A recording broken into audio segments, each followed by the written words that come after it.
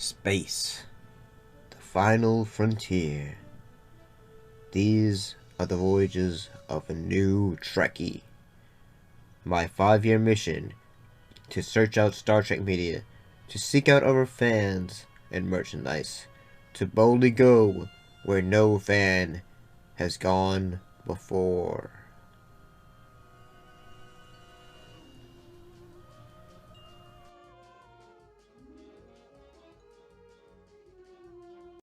Greetings and salutations, welcome back to talking about Season 3 of the original run of Star Trek. In this case, we're looking at 2 episodes, Wink of an Eye and The Empath. Let's look at Wink of an Eye first.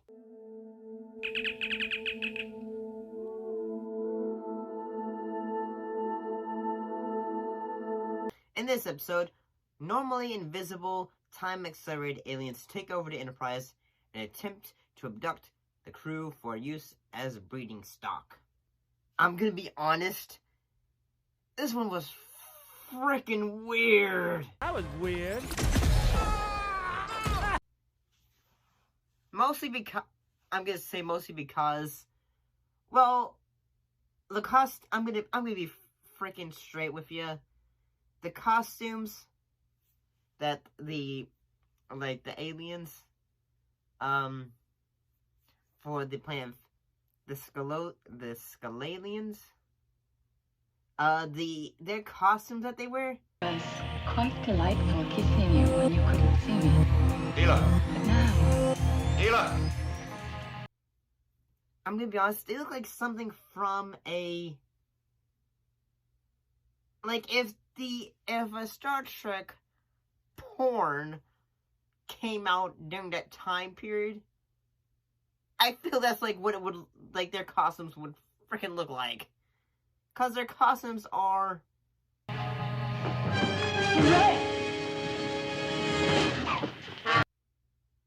they're so skimpy. Not skimpy as in like, it's just like see-through clothing. I mean, I don't care about it, but it just looks so freaking weird that it's just like something to see in like a dance competition mixed in with a drag show. Rengi. Now, the 69th rule of acquisition. Always tip your drag queens. Rengi, girl or boy. And if that's the kind of life that you... Minus the makeup and stuff. Like, you know how like in like performance shows, how sometimes clothes can be very translucent, like sometimes? That's just how I feel. And yeah, I mean, I will say that the fact that like this episode has the most interesting death sequence for a red shirt, but I gotta say that it comes off as entertaining that the character of Deela is ever so often is basically, she just basically is trying to, I'm gonna say it, her character's basically just trying to bang Kirk, and ever so often it's like, say, you did not do that, oh, we have to hold you back because we need to have you under surveillance and stuff. And it's only Spock, Bones, and Nurse Chapel that are just trying to like make sure like what is going on here and all that, while the rest of the crew is basically freeze framed.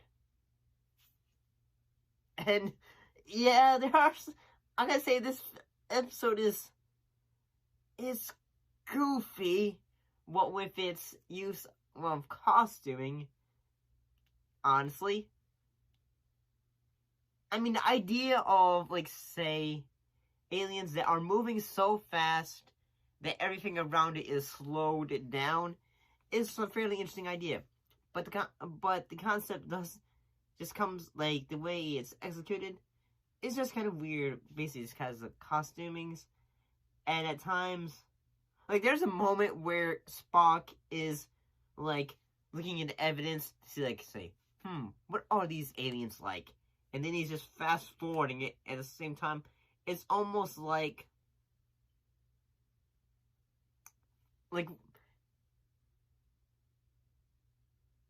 oh gosh darn it, the tape broke or something like that. Or something like that. You know how, like, when, like, old-fashioned cartoons, like, they'll make it look like the cartoon is just broken or something like that? It's almost like that. But honestly, I gotta say, entertaining, I suppose. Let's go to the next episode, which is The Empath.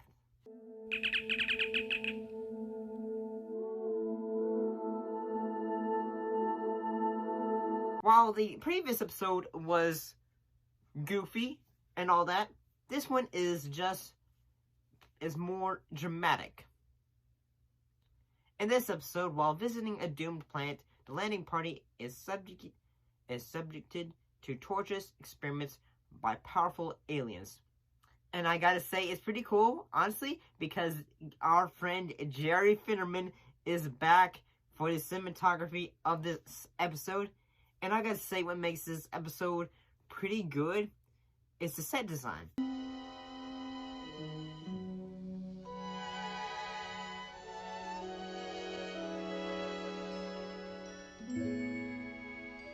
That is most significant. You're probably thinking, like, say, if you've seen this episode, you're thinking, like, huh, that's an interesting perspective. Mostly because of the set design for as soon as they meet the aliens and all that. It is very basic in the fact that it's just a dark room, black lighting, and then a few little areas. It's almost like, say, like, in theater we have a box set where everything is, like, an audience is, like, looking at you from all angles in a way. Underground is just not natural. As space travel is. Some men spend the majority of their lives in mines beneath the surface. I'm a doctor, not a coal miner. I've recorded my principles and theories on the tricorder, Doctor. Should the Vians return, there is sufficient data for you and the captain to complete the adjustments. I'm not a mechanic. I couldn't get that thing to work no matter how many notes you left. Possibly not. Which is cool. And I gotta say, Catherine Hayes does a great job as Jem. Like, a mute, empath who basically, whenever you get damaged, like, whatever, she can basically make that injury go away, and it can go on her, she can transfer it, and but eventually it will go to her, and eventually she makes it disappear. And I gotta say, the effect of that still holds up, honestly.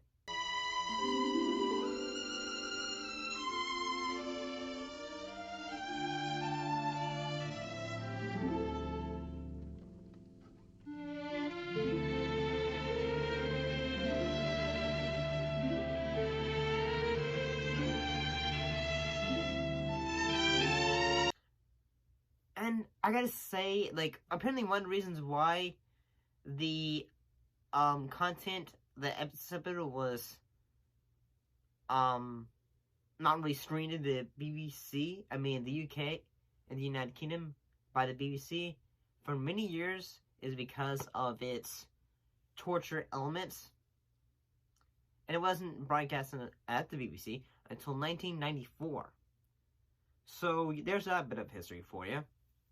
And I can understand as well why, from like a television marketing and all of that, because when this episode came out, like late 60s, early 70s, you can see, yeah, like this one is a bit more, has a bit of like a violent tendencies, like with the, I guess the whippings and all that stuff. Yeah, it's more violent and all that stuff, I can understand that. And I gotta say that the acting for this episode is really great. Between the emotional strain and that heck of bends, he's in pretty bad shape. I'm not criticizing your action, Doctor. On the contrary, I'm quite grateful for it. The captain will be spared the strain of making so difficult a decision. You simplify the situation considerably. How? Yeah, I gotta say this episode is a little bit more sadder to look back at and watch after the passing of Catherine Hayes. I mean, when we first started doing the show, we did a tribute video for her, so you can check that out. But honestly, I gotta say this episode was really good. Dramatically done. The cinematography was done nice. The lighting was nice. Overall, I think this episode is really good. And a memorable episode of Trek. But what do you think of both these episodes? Do you like them? Do you not like them? Put your thoughts in the comments down below. Let me know. And as always, thank you for watching. I shall most definitely see you guys next time. See you later.